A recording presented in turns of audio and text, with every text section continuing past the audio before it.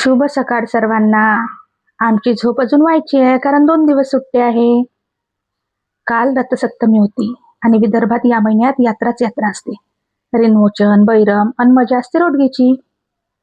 विदर्भ तर रोडग्यासाठी फेमसच. मग काय आम्ही चिवडा बनवला, सगळ्यांनी मिळून मस्त नाश्ता केला. नंतर देवपूजा करून घेतली.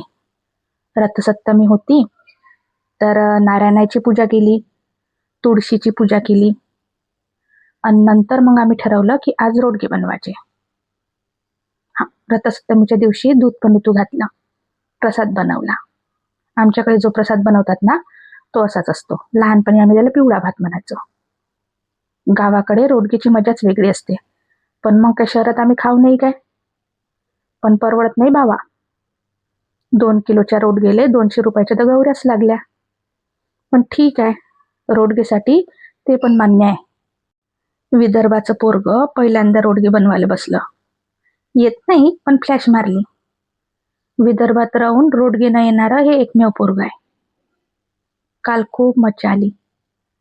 शिवबाने पण खूप एन्जॉय केला. आत्या, आई, मी, शिवबाचे बाबा आणि शिवबा सगळेच काल फुल बिझी होतो. कारण पहिल्यांदाच आम्ही पुण्यात रोडगे केले. शिवबाला कसे शेकायचे, बनवायचे, ते काय असते सगळं शिकवलं. विदर्भाचं पोरग होय, ओळख तर असलीच पाहिजे. छान बेत बनला. त्याने पण खूप एन्जॉय केला. आणि सगळ्यांनी मिळून, आत्या, आई, शिवबा सगळ्यांनी मिळून आम्ही असे रोडगे शेकले कूलरच्या टपामध्ये. आणि काय काय बनवलं होतं ते पण तुमच्यासोबत शेअर करते.